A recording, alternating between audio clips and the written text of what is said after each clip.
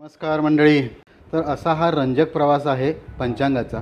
पण मग जेव्हा छपाई तंत्र आलं, मग छपाईवरचं पंचांग किंवा जे छापील पंचांग कधीपासून सुरुवात झाली आणि त्याचा काय इतिहास आहे? बघा, पूर्वी जोशी नावाचे ग्रस्त असायचे गावामध्ये आणि ते गावात पंचांग स्वतः करायचे तयार कर्णग्रंथावरून. आणि गावात जाऊन प्रत्येकाच्या घरी सांगायचे बाबा ग्रहण कधी आहे, मकर संक्रांती कधी आहे, पुण्यकाल त्याचा कधी आहे वगैरे वगैरे सांगायचे. लोक त्यांना धान्य द्यायचे त्या काळामध्ये आणि त्याच्यावरती उदरनिर्वाह त्यांचा चालायचा. ते गणितज्ञ होते त्या काळात प्रत्येक गावामध्ये जोशी. त्यानंतर आपल्याला माहिती असेल छपाई तंत्र सुरू झालं, पुस्तकं छापली गेली. त्यानंतर पंचांग 16 मार्च 1841 16 मार्च 1841 या दिवशी पहिलं पंचांग छापलं गेलं. आणि ते पंचांग कुणी छपाई केली त्याची तर मुद्दाम सांगायला पाहिजे, गणपत कृष्णाजी पाटील नावाचे ग्रस्त होते. त्यांनी ते शिळा प्रेसवर छापलं. अच्छा. 1841 साली. आता छपाईची कला आली, ऑफसेट छपाई आली, पंचांग सर्व छापून मिळायला लागली घरोघरी. पण 1841 साली गणपत कृष्णाजी पाटील यांनी शिळा प्रेसवर पंचांग पहिलं छापलं. आणि ते पंचांगाचं गणित कुणी केलं तर रखमाजी देवजी मुळे नावाच्या माणसाने. ते टेलर होते असा इतिहास आहे. आणि ते पंचांगाचं गणित केलं आणि ते मुळे या ग्रस्तांनी, रखमाजी देवजी मुळे यांनी ते पंचांग केलं होतं आणि ते गणपत कृष्णाजी पाटील यांनी छापून प्रसिद्ध केलं. हा इतिहास छपाईचा महत्त्वाचा आहे. आता घरोघरी पंचांग, पण पंचांग पाहणं जरा कठीण वाटायला लागलं. म्हणून पंचांग तयार अगोदर करतो आम्ही, पंचांग करते आणि ते इंग्रजी ग्रेगोरियन कॅलेंडर त्या तारखेला तो मजकूर देतो. बरोबर. त्यामुळे दिनदर्शिका बाजारामध्ये आल्या. बरोबर. आणि या दिनदर्शिकाद्वारे कालगणना ही प्रसिद्ध झाली. कारण आपल्याला माहिती आहे ग्रेगोरियन कालगणना ही इंग्रजांचं राज्य बऱ्याच देशांवरती होतं. तर त्यामुळे ग्रेगोरियन कालगणना संपूर्ण जगामध्ये आहे आणि त्यामुळं आपलं पंचांगाचं मॅटर त्या त्या तारखेला दिलं जातं. आणि दिनदर्शिका जानेवारी ते डिसेंबर हे बाजारामध्ये आली आणि त्याप्रमाणे लोक आता पंचांग वापरतात पूजेला. पण माझं सांगणं आहे मित्रांनो तुम्हाला, पंचांग हे देवघरात असता कामा नये, अभ्यासाच्या खोलीमध्ये असलं पाहिजे. गुढीपाडव्याला पंचांग खरेदी करायचं, वाचायचं, वर्षफल पूजायचं आणि नंतर ते अभ्यासाच्या खोलीमध्ये पाहिजे. आणि दिनदर्शिका आपण वापरतो तो मजकूरसुद्धा जानेवारी ते डिसेंबर दिलेला असतो. पण पंचांग अगोदर तयार केलं जातं आणि मग दिनदर्शिकेच्या रूपामध्ये आपल्या घराघरामध्ये ते जातं. छान. तर सण उत्सव बघण्यासाठी, आपलं शेतीचं टाइम टेबल बसवण्यासाठी हे सगळं पंचांगाचं आणि मुहूर्त पाहण्यासाठी हे पंचांगाचा वापर केला जातो. बरोबर. आपल्याकडे ऋतू आणि सण यांचा एक मेळ घातलेला आहे.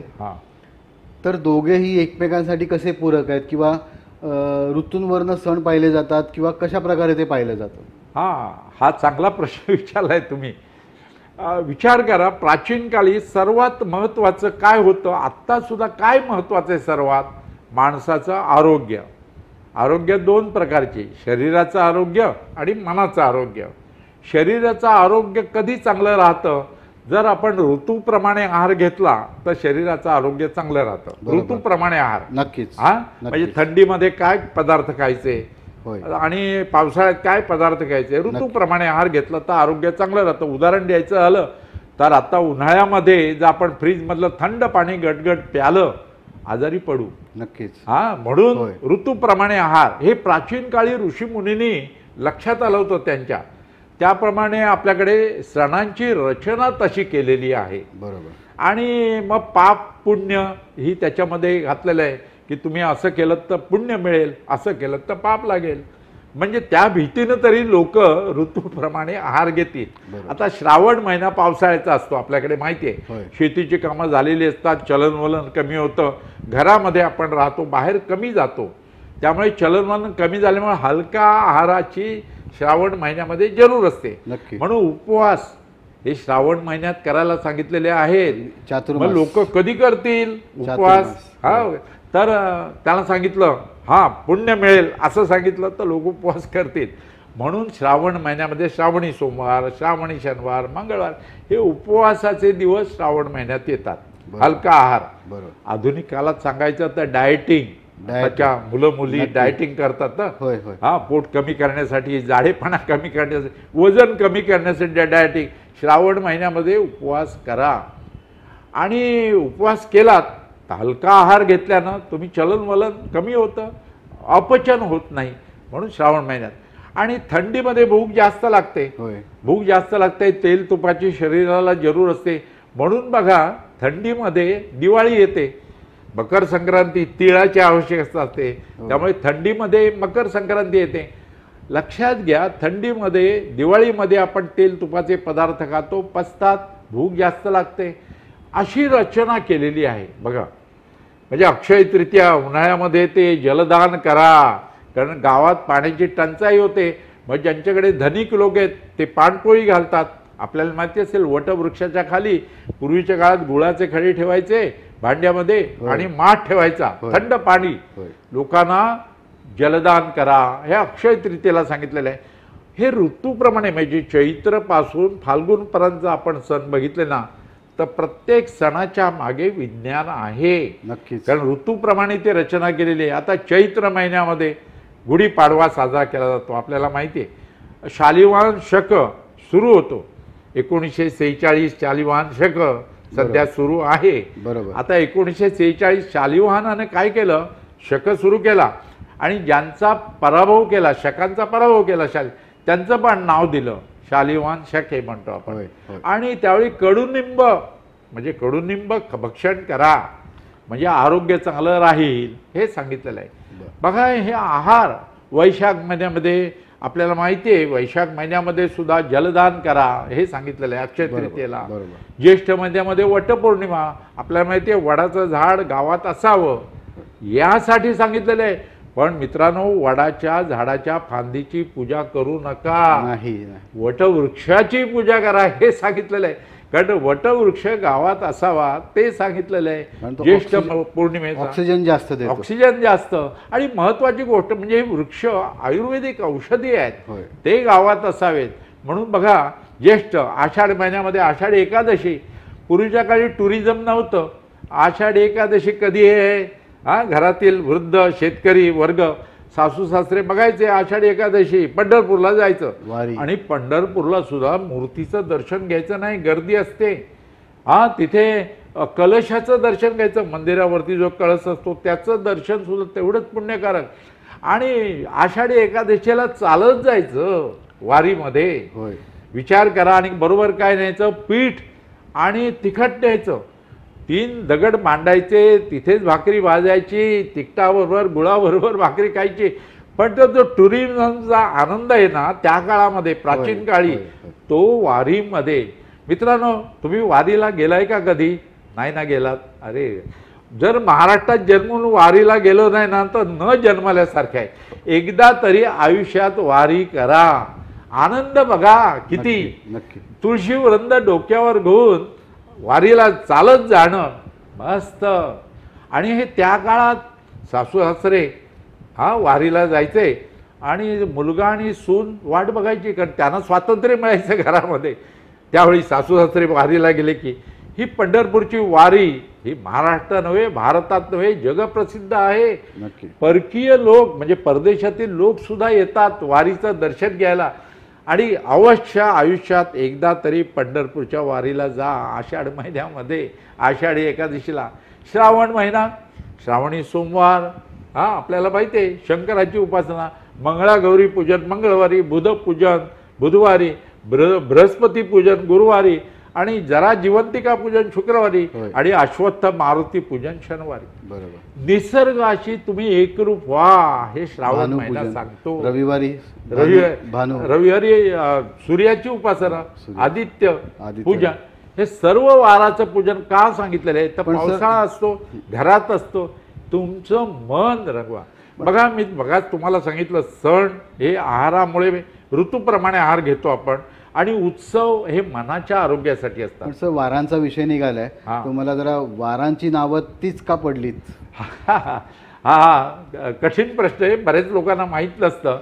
मंद गतीचे ग्रह हां आपण जर मांडले आणि एका तासाला एक होरा, त्याचा बरोबर. होरा म्हणतो आपण, होरा, त्याचा अवर हा शब्द होऱ्यावरून आला असावा असं सुद्धा काही लोकांचं म्हणणं आहे. तर मंद गती तो दीर्घ गती असे ग्रहांचे नावं लिहा आणि 24 तासावर 24 होरे. बरोबर. हा त्याप्रमाणे 25वा दुसऱ्या वाराचा 7 ग्रह की 9 ग्रह? 7 ग्रह नाही. आपल्याला माहिती आहे चंद्र आणि सूर्य हे ग्रह मानलेले आहेत त्या काळामध्ये. ग्रह म्हणजे आकाशातील तेजोगोल, ग्रह बरं. म्हणजे प्लॅनेट हा अर्थ घ्यायचा नाही. बरोबर. आणि दृश्य ग्रह म्हणजे आपल्याला माहिती आहे शनीपर्यंतचे दृश्य ग्रह. हां तर ते तसे रवी, सोम म्हणजे चंद्र, मंगळ, बुध, गुरु, शुक्र, शनी. 24 होरे झाले की 25वा दुसऱ्या वाराचा येतो. हा. ही वाराची सिस्टीम आहे. म्हणजे सूर्योदयाला जो वार येतो, हा. जो सूर्योदयाला जो बरोबर. ग्रह येतो, हो, तो ग्रह त्या दिवसाचा अधिपती. अधिपती असतो. 24 नंतर 25वा. पण एक इथे फरक लक्षात घ्या, पाश्चात्य लोकांचा वार मध्यरात्री बदलतो हो आणि भारतीय पद्धतीप्रमाणे सूर्योदयापासून सूर्योदयापर्यंत हा वार दिवस. बरोबर. वाराचं नाव सूर्योदयापर्यंत असतं. हा फरक आहे, लक्षात घ्या. आता मी गमतीनं नेहमी सांगत असतो पाश्चात्यांच्यापेक्षा भारतीय कसे मोठे आहेत या दृष्टीनं. कारण आपण जर बघितलं ना, रात्रीचे 12 वाजले, ज्यावेळी घड्याळ नव्हतं, रात्रीचे 12 कसे कळणार? कळूच शकणार नाही ना. हां पण सूर्योदय कळतो. नक्कीच. म्हणजे सूर्योदयाला वार बदलतो हे भारतीयांनी सांगितलं. हे जे संपूर्ण आपण म्हणतो मान्य उदयात करण्याचं आहे. उदतो वार. दृश्य होय. आणि रात्रीचे 12 वाजले कळणार नाही, घड्याळ नव्हतं त्यावेळी. त्यामुळे समजा रात्री 1 वाजता जन्म झाला तर कोणत्या वारी झाला सांगता येणार नाही, बरोबर. कारण घड्याळच नव्हतं. होय. पण आपलं त्याच्याही प्राचीन काळी सूर्योदय झाला, वार बदलला. हे आता- सूर्योदयापासून आता आपण शेवटाकडे जातोय. हो. की मला एक शेवटचा एक असा प्रश्न विचारायचा की जो कदाचित तुम्हाला आवडणार नाही, कदाचित तुम्हाला तो आवडणार नाही, की आता जे भारतीय ज्योतिषशास्त्राचे अभ्यासक आहेत किंवा ज्यांचा ज्योतिष हा विषय आहे, तर त्यांच्यासाठी अतिशय अमूल्य अशी देणगी कृ. सोमणांनी लिहिली आहे, म्हणजे आपल्या वडिलांनी लिहिलेला आहे, सुलभ ज्योतिषशास्त्र नावाचा ग्रंथ, की समस्त ज्योतिष अभ्यासकांसाठी तो भगवद्गीते समान प्रमाण आहे. बरोबर. पण असं जरी बॅकग्राऊंड असताना सुद्धा तुम्ही ज्योतिषशास्त्रामध्ये का नाही रमत? हां, याचं कारण माझा वैज्ञानिक दृष्टिकोन आहे थोडा, की ग्रह माणसांचे जीवन घडवतात, पण आकाशातील ग्रहांपेक्षा माणसाच्या मनातील ग्रह जे आहेत ना, म्हणजे आग्रह, विग्रह, दुराग्रह, संग्रह, पूर्वग्रह, हां, हे ग्रह जास्त माणसाला कारणीभूत असतात. आकाशातील ग्रहांना दोष देणं सोपं आहे, हे शनीच्या 7.5 झालं, पण मी आळशी होतो, मी दुराग्रही होतो म्हणून असं अपयश आलं, आपण आपल्याला दोष घेत नाही, असं माझं वैयक्तिक मन आहे. फलज्योतिषावरती विश्वास ठेवायचा की न ठेवायचा प्रत्येकाचा श्रद्धेचा भाग आहे. पण असं आहे की तुमच्याबद्दल असं म्हटलं जातं की तुम्ही ज्योतिषांबद्दल आकाश ठेवून असता. नाही, अजिबात नाही. माझं उलटं म्हणणं आहे, अभ्यास करावा, अभ्यास करावा. मानसशास्त्रासाठी सुद्धा त्याचा वापर करायला हरकत नाही. मी एक उदाहरण सांगतो तुम्हाला. हां एक 90 वर्षाचे ग्रहस्थ 90 वर्षाचे माझ्याकडे आले आणि मला पत्नीची आणि त्यांची पत्रिका दाखवली. हां, मी त्यांना म्हटलं मी बघत नाही पत्रिका, त्यांनी दाखवली आणि म्हटलं तुमचा प्रश्न काय?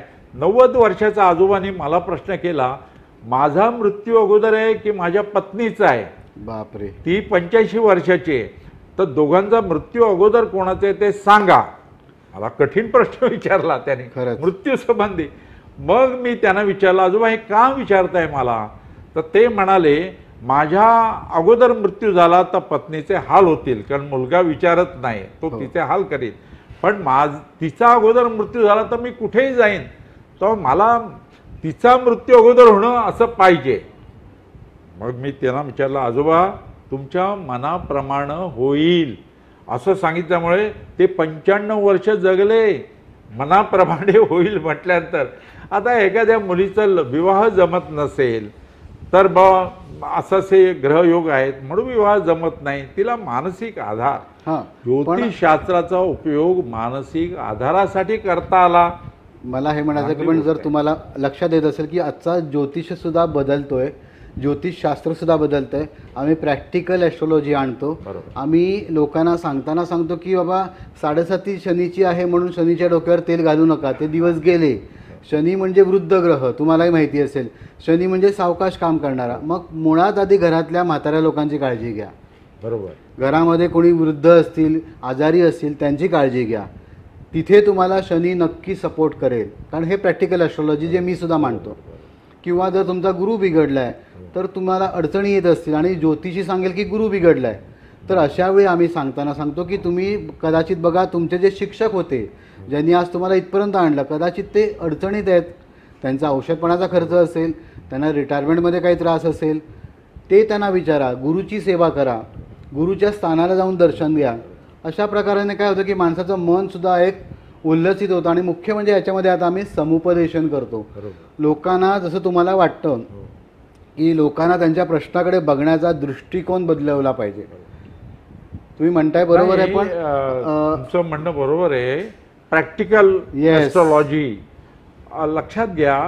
आपण बरेच वेळा काय करतो, मंदिरात जाऊन देवीची आरती मोठमोठ्यात म्हणतो, पण घरामध्ये जी देवी वावरते आपल्या मातेच्या रूपात, आपल्या पत्नीच्या रूपात, आपल्या बहिणीच्या रूपात, आपल्या सुनेच्या रूपात, आपल्या कन्येच्या रूपात, त्यांच्याकडे जास्त लक्ष द्या. हेच 99% हेच आमचं प्रॅक्टिकल. 99% आपणच जबाबदार असतो. आपणच आता गुड्या गाडीवरचे पदार्थ खाल्ले श्रावण महिन्यामध्ये तर आजारी पडू. लक्षात ठेवा, हे धर्मशास्त्र आणि हे पंचांग हे आरोग्यासाठी आहे, शरीराच्या आणि मनाच्या. आता मंदिरात देवाचं दर्शन आणि पूजा आपण का करतो, तर देव म्हणजे आदर्श, त्या आदर्शाचे गुण आपल्या अंगी यावेत म्हणून यासाठी आपण पूजा करीत असतो. पण आपल्याकडे ते लक्ष नसतं. तो देव देवळातच राहा, मी कसाही वागेन, मी व्यसन करीन, मी माझ्या वडिलांना वृद्धाश्रमात ठेवीन, यासाठी हे सांगितलेलं नाही. माणूस जिवंत असताना त्यांना सुख द्या, मेल्यानंतर श्राद्धासाठी खर्च करण्या अगोदर तो जिवंत असताना सुख द्या, हे माझं सांगणं असतं. मी तुमच्याच मताप्रमाणे सांगतो, फक्त प्रॅक्टिकल की आपलं भविष्य आपण बदलू शकतो, घडवू शकतो. आणि हे जर लोकांना सांगितलं ना तर लोक प्रयत्न करतील. म्हणजे आपल्या दोघांचे मार्ग एकच, मार्ग विभिन्न असले तरी ध्येय एकच आहे, डेस्टिनेशन एकच आहे. लोकांना सुखी कसं होता येईल हे सांगणं.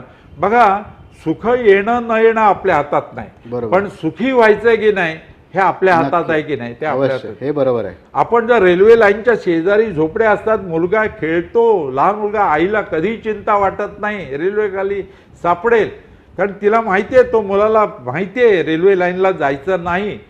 तुम्ही आम्ही पांढरपेशे म्हणतो मी, मुलाला शाळेत जाताना हे धावू नको पडशील, उलट तो धावला पाहिजे, पडला पाहिजे, तर कसं धावायचं हे तो शिकेल, वाढेल. आयुष्यामध्ये क्रिया आपल्या हातात नसतात, संकट प्रत्येकावरती येतात, पण संकटांना तोंड कसं द्यायचं हे आपण शिकतो. प्रत्यक्ष देवांना सुद्धा दैवाचे भोग भोगावे लागले होते. प्रभू रामचंद्र ईश्वर होते, त्यांना सुद्धा वनवासाला जावं लागलं होतं. भगवान कृष्णावरती तर किती संकट आली होती.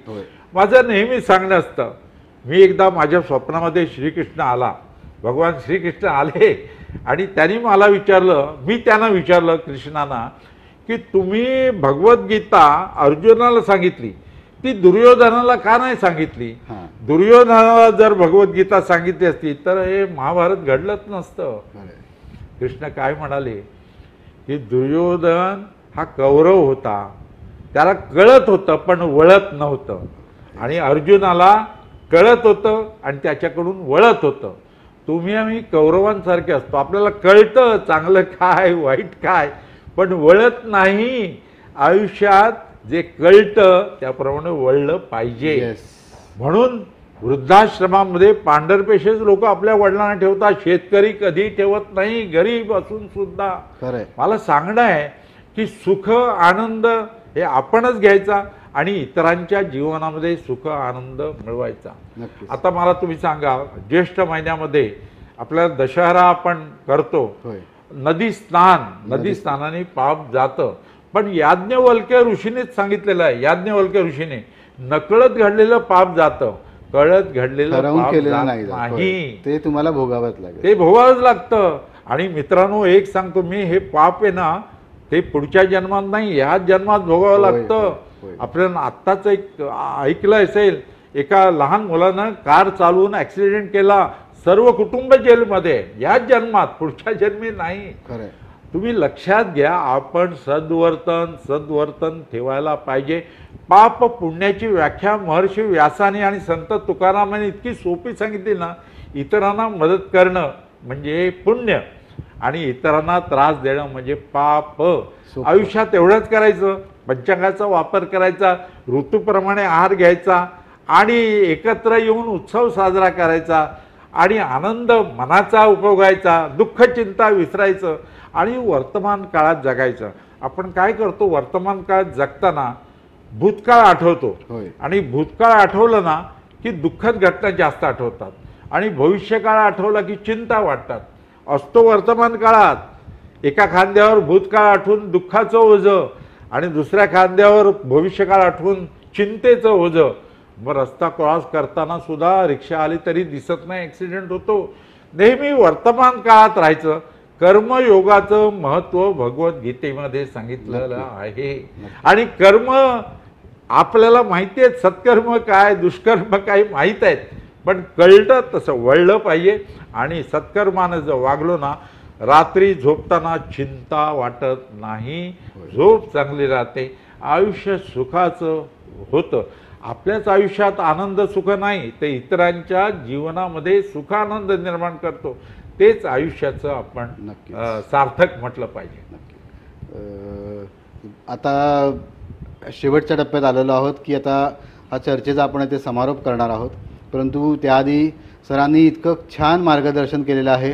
पंचांगाचा इतिहास, पंचांगाचं महत्त्व, त्यानंतर ऋतू आणि सणवार, त्याचबरोबरीने काही गोष्टी ज्या आपल्याला महत्त्वाच्या होत्या, ज्याच्यावरून की सरांचं ज्योतिषांबद्दलचं एक मला मत त्यांचं वैयक्तिकरित्या मलाही जाणून घ्यायचं होतं. तर अशी आपली छानपैकी चर्चा झालेली आहे. आशा करतो की चर्चा तुम्हाला आवडली असेल. तुम्हाला यातनं 2 गोष्टी 4 गोष्टी नक्कीच शिकायला मिळाल्या असतील. तर हे चर्चा कशी वाटली आम्हाला नक्की कळवा. तसंच जर माझं गजानन ज्योतिषालय हे चॅनल जर अजूनही सबस्क्राईब केलं नसेल तर नक्की सबस्क्राईब करा. लोकांना अजून तुमच्या माहितीतल्या लोकांना फॉरवर्ड करा आणि असंच भेटत राहू, संपर्कात राहू. तोपर्यंत जय गणेश. धन्यवाद सर. नमस्कार. धन्यवाद.